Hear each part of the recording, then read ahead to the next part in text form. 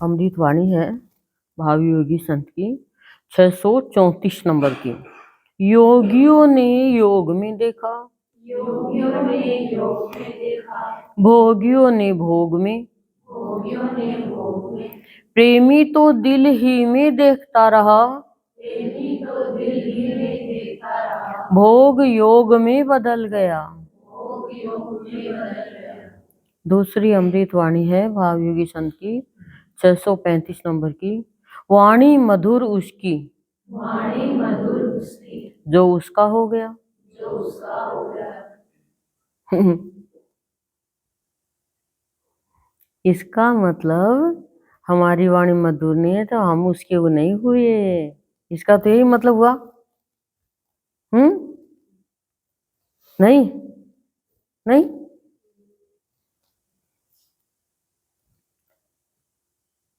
योगियों ने योग में देखा, भोगियों ने भोग में, प्रेमी तो दिल ही में देखता रहा, भोग योग में बदल गया। एक होता है भोगी और एक होता है योगी, और एक होता है प्रेम योगी यानी प्रेमी। तो सत्संग में आके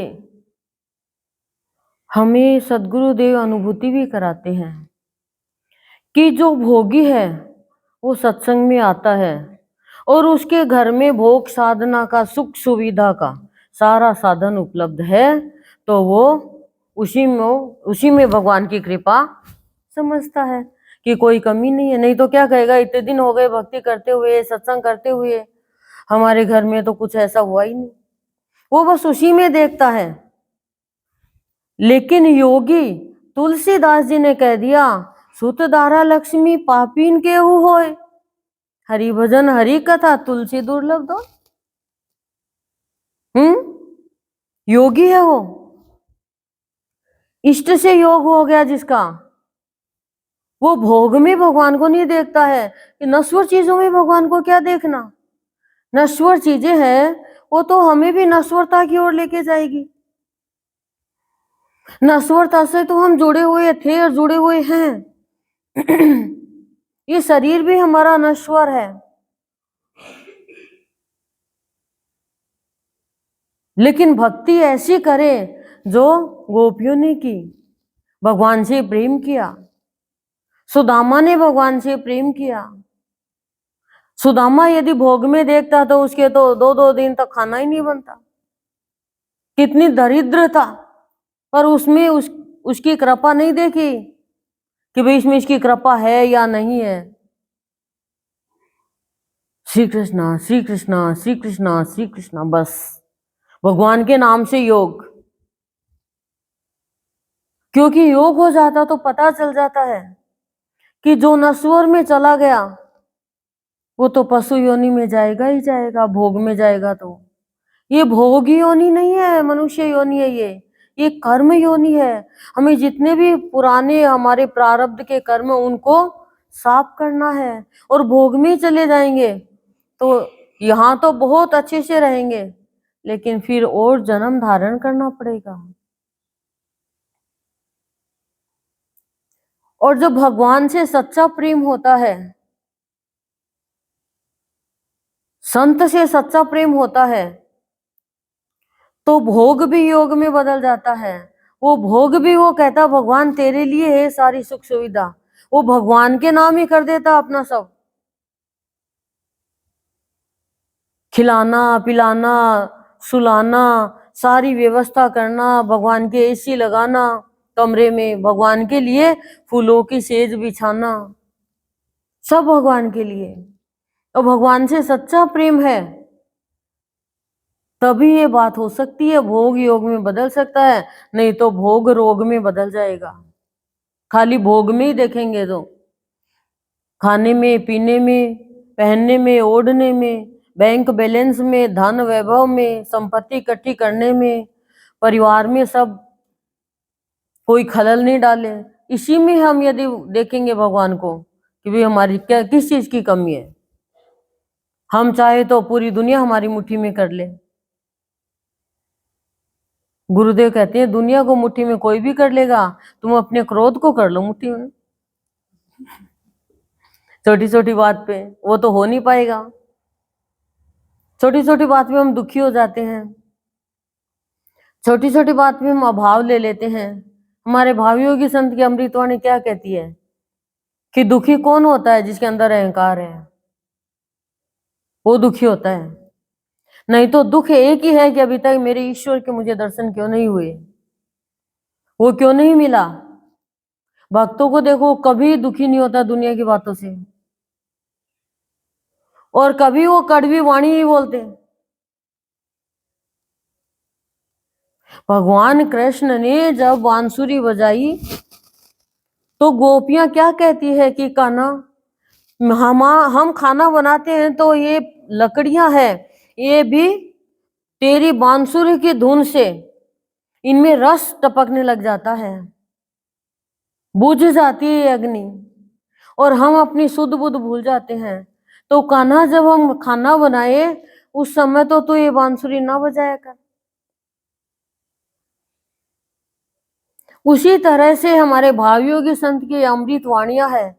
हमारे भावियों की संत कह रहे हैं कि मैंने भी बांसुरी के रूप में आपको ये अमृत वाणी दी है,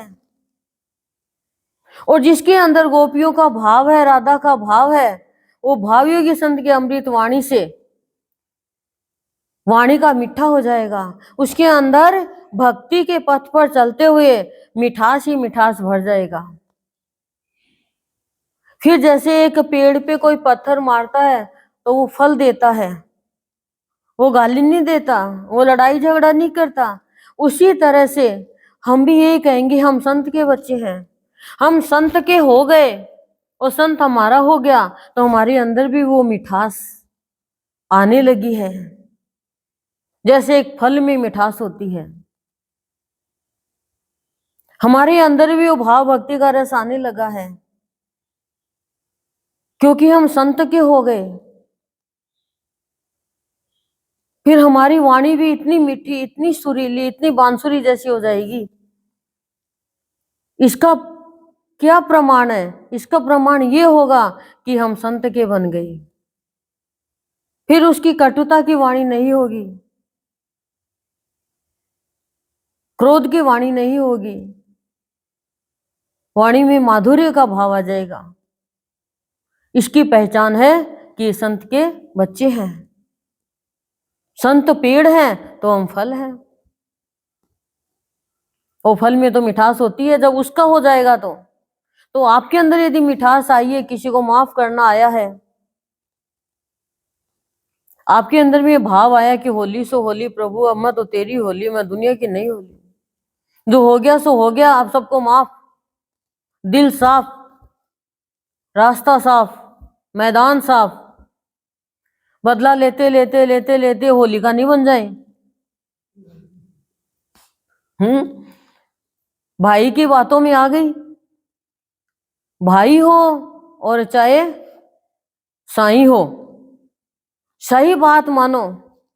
किसी के अत्याचार की बात है तो आप नश्वर को सुखी कर रहे हो। देखो आप, भक्त प्रहलाद को उसकी बुआजी जाके क्या कहती है, होली का मतलब शिंगी का नाम था, कि दुष्ट, ये तेरा सारा राज्य तेरे पिता है, वो तेरे को नहीं दे पाएंगे, तू नारायण को मत भज, वो दुश्मन है हमारा।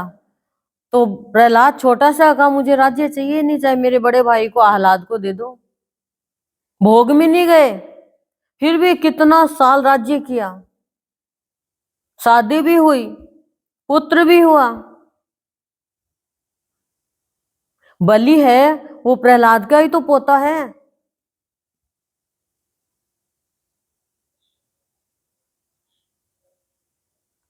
और हम प्राणी खाली भोग में ही देखते, अरे इतने दिन हो गए सत्संग करते हुए, तुम इतनी दुख पा रहे हो, तो आप सुदामा को आगे ले आओ,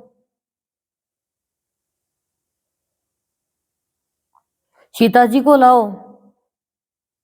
जितने भी भक्त हुए हैं, तुकाराम है, एकनाथ है, हमारे गुरुदेव कितनी गरीबी में रहे, मनुष्य जीवन मिला है तो मनुष्य जीवन की मर्यादा में रहना सिखाते हैं संत, कि इन चीजों से आप भक्ति की तुलना करोगे तो आप नश्वर की ओर ही मुड़ जाओगे।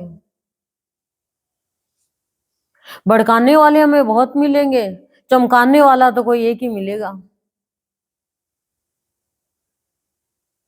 साफ कह दिया, जो उसका है उसकी वाणी में मधुरता है, शीतलता है, प्यार है, भाव है, और वाणी में वाक सिद्धि भी आ जाती है फिर सत्यवाणी में। और संत तो हमारे गुरुदेव तो यही चाहते हैं कि मेरे बच्चों में वाक सिद्धि आए। वाक सिद्धि कब आएगी? जब प्राणी संत का बन के सत्यवाणी बोलेगा। हम तो क्या कहते हैं, "ए, आज की छुट्टी है, बच्चों को क्या सत्संग में लेके जाना, सोने दो सोने दो"। माता पिता ही तो है जो बच्चे को संस्कार देते हैं, माता पिता ही है जो बच्चे को कुसंस्कार दे देते हैं। माता पिता ही तो देते हैं। तो भला चाहने वाले ऐसा थोड़ी करेंगे, अच्छे काम के लिए अपने बच्चों को ये थोड़ी है पूरा दिन पढ़ा है,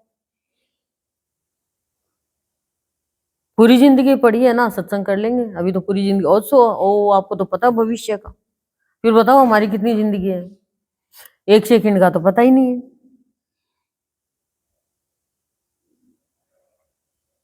बोलो। ओम शांति ही शांति ही शांति ही प्रशांति ही।